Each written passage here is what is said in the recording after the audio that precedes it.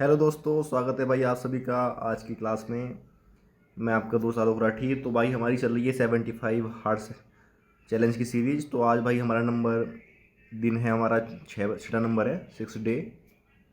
5 दिन दोस्तों हमारे हो गए हैं। और भाई मुझे लगता है जहाँ तक भाई जो मुझसे जुड़ा हुआ होगा अपने मन से बिल्कुल, जिसे सिलेक्शन लेना है वो डेली का टारगेट कंप्लीट भी कर रहा होगा। ठीक है, कुछ ऐसे भी होते हैं जो देखते हैं बस और हो गया ख़त्म, काम ख़त्म, करना कुछ है नहीं। तो भाई ऐसे नहीं करना है, दिन में दिन अपना डेली का टारगेट कंप्लीट करना है, फ़ायदा तभी होगा।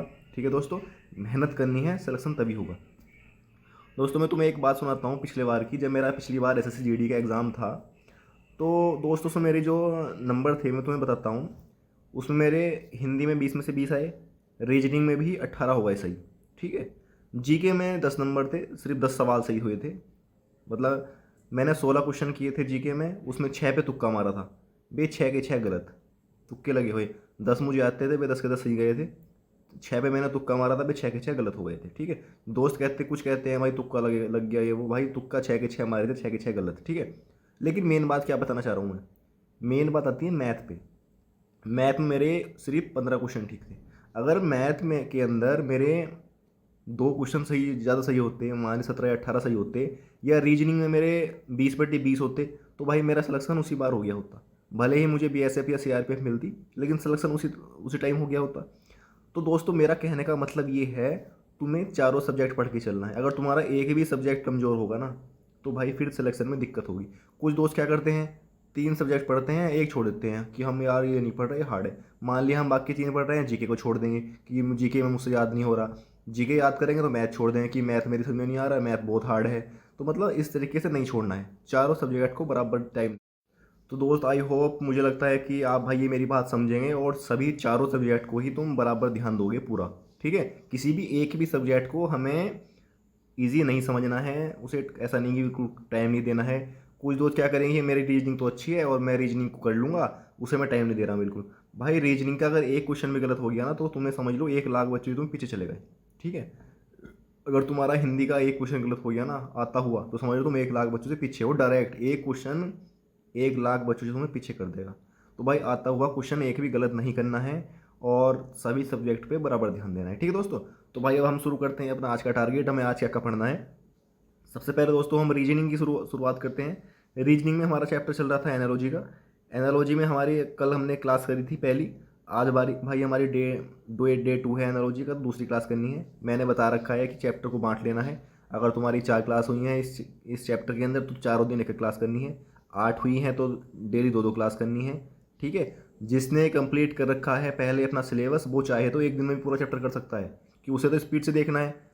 तुमने एक बार जब कर रखा है, तुम्हें तुम्हें तो समझनी नहीं चीज़ें, बस एक बार रिवीजन करना है, फास्ट रिवीजन। 2x स्पीड पे देख लो। ठीक है दोस्तों, तो समझते हो।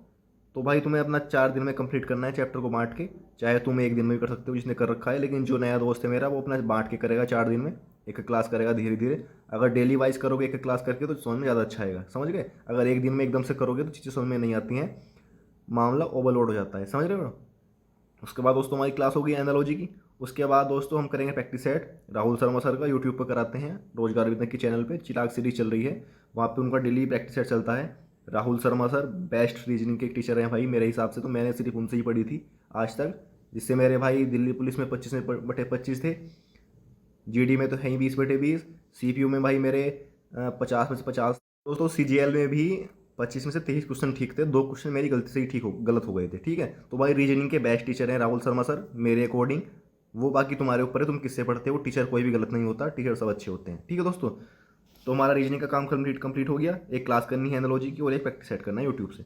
उसके बाद दोस्तों हम कर आते हैं हिंदी पे। हिंदी में हमारा चैप्टर चल रहा था विलोम शब्द का। ठीक है, विलोम शब्द वेरी इंपॉर्टेंट होता है एसएससी जीडी के लिए। तो कल हमने भाई 200 शब्द करे थे पहले, आज भी हम 200 शब्द करेंगे। ठीक है, विलोम शब्द के। और मैं एक किताब बता दूं दोस्तों, मैंने तो ये वाली किताब यूज़ करी थी आरडब्ल्यू की। तुम्हारे पास जो भी है उसमें दे रखे होंगे विलोम शब्द, तुम उससे पढ़ सकते हो। किसी के पास नहीं है तो भाई ले सकते हो, मैंने तो ये वाली ली थी, तुम लेना चाहो तो ये वाली ले सकते हो। ठीक है दोस्तों, और साथ में भाई हमारे एक इसमें भी सेम एक क्लास करनी है, मतलब 200 शब्द करने हैं इसके किताब से।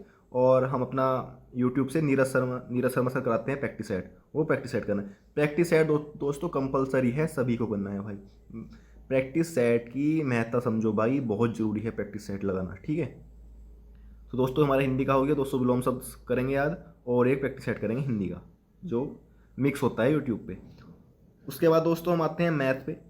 मैथ की दोस्तों मैंने तुम्हें जो शुरू में बात समझाई थी, अगर मेरे मैथ में 15 की जगह 17 सवाल सही होते, 18 सही होते, तो मेरा सिलेक्शन पिछले साल ही हो गया होता, तो मुझे 1.5 साल 2 साल ज़्यादा मेहनत ना करनी पड़ती, ठीक है, 1 साल फालतू।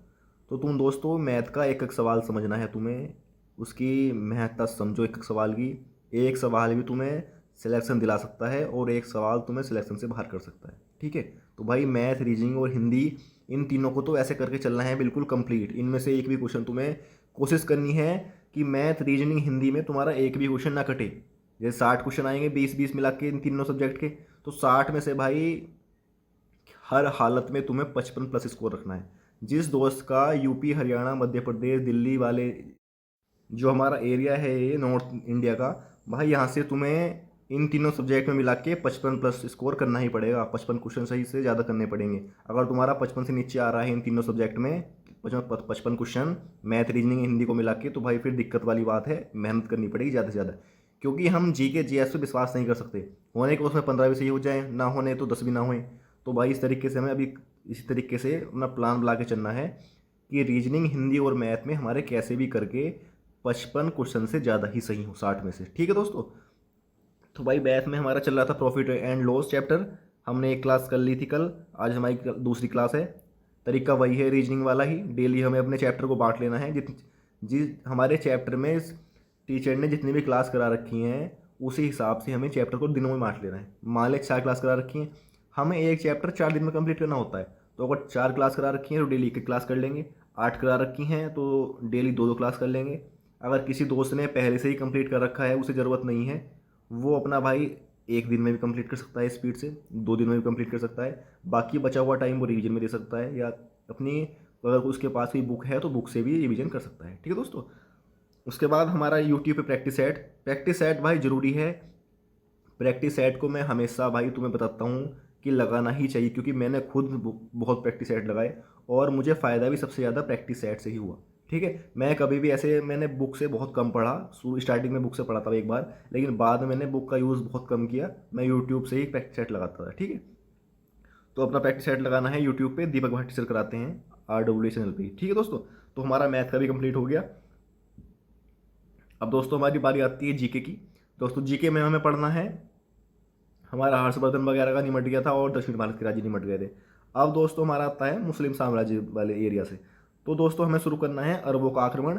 शायद जब से मोहम्मद बिन कासिम शायद 712 के समथिंग हमारा शुरू होता है, जब से आया था। तो दोस्तों हमें ये इसके बारे में पढ़ना है, जैसे कि जो टाइम पीरियड हमारा पढ़ाई का वो तुम्हें देख लेना है किताब में, 712 से लेके 1192 तक का हमें कंप्लीट करना है। जिसमें हम पढ़ेंगे गजनवी के बारे में, गजनवी कब आया, गजनवी ने कितने आक्रमण किए, सोमनाथ का आक्रमण दोस्तों वेरी इंपॉर्टेंट है।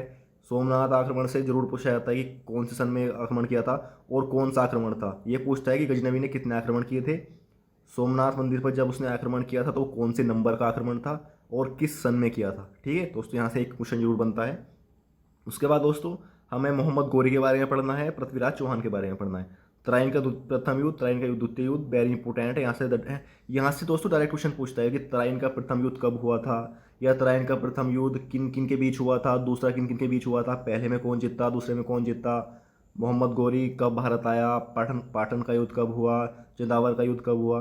तो दोस्तों इन सब के बारे में तुम्हें आज पढ़ना है, यानी कि 712 से लेके 1192 तक का जो टाइम पीरियड है वो तुम्हें कवर करना है, ठीक है दोस्तों।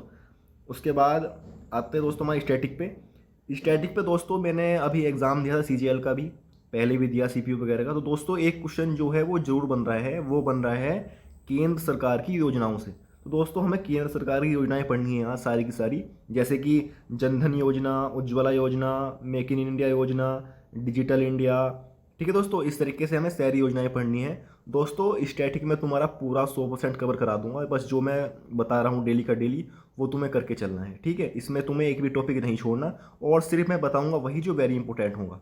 फालतू में एक भी चीज़ तुम्हें नहीं कराऊंगा, ना कि जीके में कराऊंगा, ना ही स्टैटिक में, ना ही मैथ में, किसी भी चीज़ में, ना हिंदी में तुम्हें फालतू एक भी चीज़ नहीं कराऊंगा। सिर्फ वही चीज़ें बताऊंगा जो वेरी वेरी इंपॉर्टेंट हैं इंपॉर्टेंट के साथ साथ जिनसे डायरेक्ट क्वेश्चन बनता है, सिर्फ वही चीज़ें बताऊंगा, ठीक है, फालतू एक भी टॉपिक नहीं बताऊंगा। और दोस्तों ये सब चीज़ कंप्लीट करने के बाद लास्ट में हमारा बचता है प्रैक्टिस सेट। हमें नवीन भैया का प्रैक्टिस सेट जरूर करना है। चाहे तो तुम नायक सीरीज को कंप्लीट कर सकते हो, चाहे तुम विजेता सीरीज को, इनमें से कोई सी भी एक कर लेना, दोनों करने की बिल्कुल भी ज़रूरत नहीं है। कोई सी भी एक सीरीज कर लेना, उससे ही काम हो जाएगा, ठीक है। चाहे नायक सीरीज कर लो, चाहे विजेता सीरीज कर लो, ठीक है दोस्तों। तो भाई आज का हमारा टारगेट था। जो भी दोस्त शुरू से जुड़े हुए हैं भाई ज़रूर जुड़े रहो। जो लास्ट से जुड़ा रहेगा भाई उसे रिजल्ट भी उसी तरीके का मिलेगा, ये मेरी गारंटी है। तुम खुद ही बता दोगे लास्ट में कि भैया हाँ बहुत काम आया, समझ गए, क्योंकि भाई एक्सपीरियंस इतना है बहुत ज़्यादा। तो भाई आज के लिए इतना ही भाई। अपनी मेहनत करते रहो और डेली का टारगेट कंप्लीट करते रहो। पेपर जैसे जैसे नज़दीक दिन कमी होने पे हैं, अपनी मेहनत बढ़ाते रहो, ठीक है दोस्तों। और हमारी भाई लास्ट लाइन हमारी इस बार फौजी बन के दिखाना है, ठीक है दोस्तों। तो जय हिंद।